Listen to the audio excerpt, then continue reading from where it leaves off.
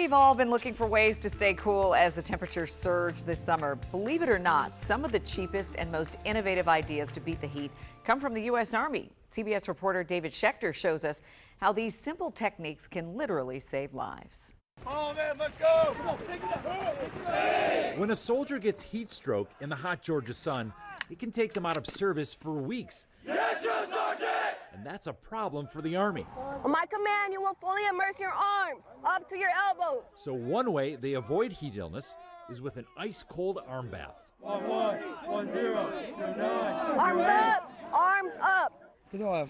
Wakes you right back up and sends a little cool spurt to your system. We have to be prepared to fight and win anywhere. That includes hot environments. Lieutenant Colonel Dave DeGroot is a scientist who studies how heat impacts the body, and he runs the Army Heat Center at Fort Moore.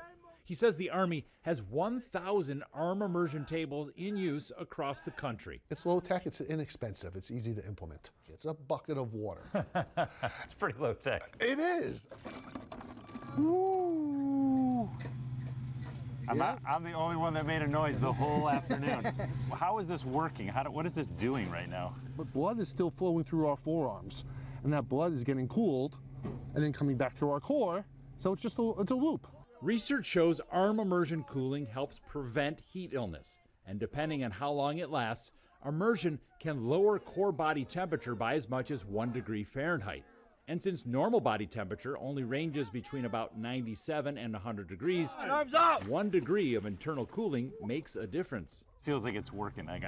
We're getting a little chilly, aren't we? I am cool right now. It's starting to get a little bit numb. It's doing its job. I might not be cut out for the Army. I don't know. Let me get some help. Sometimes prevention isn't enough when heat becomes an emergency. This is a drill for an intervention called ice sheeting, developed at Fort Moore using a cooler, ice water, and bed sheets. The idea is to rapidly cool a severe heat victim on site before transporting them to the hospital.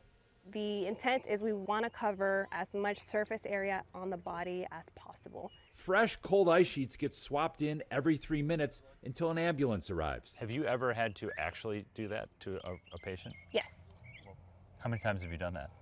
probably more than 10. And ice sheeting is effective. In 2019, before ice sheeting at Fort Moore, there were 95 cases of heat stroke. In 2022, after ice sheeting began, it was down to 35 cases. Solutions to keep the Army moving that are cheap, fast, effective, and on a hotter planet, more urgently needed than ever. As the climate changes and gets warmer, how do these things become more important? As it's getting warmer out, it's going to be harder and harder for people like Drill Sergeant Mesa and all of our instructors out here. It's going to get more challenging. David Schechter, CBS News, Fort Moore, Georgia.